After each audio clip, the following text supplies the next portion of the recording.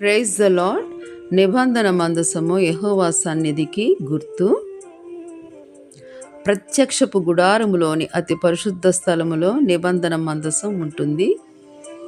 ఇజ్రాయేల్కు సంబంధించి అత్యంత ప్రముఖమైన చిహ్నము నిబంధన మందసము.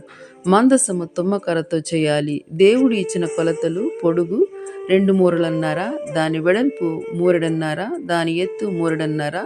దాని మీద మేలిమి బంగారు రేకు పొదిగింపవలెను, లోపల వెలుపల పొదిగింపవలెను.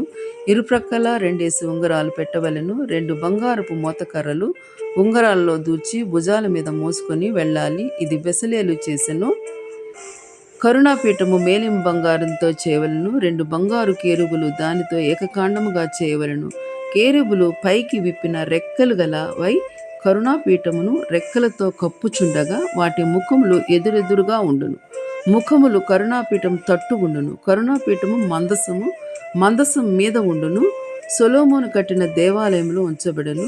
మందసములో 10 ఆజ్ఞల పలకలు, అహరోను పుష్పించిన కర్ర, మన్నా పాత్ర ఉంచెను.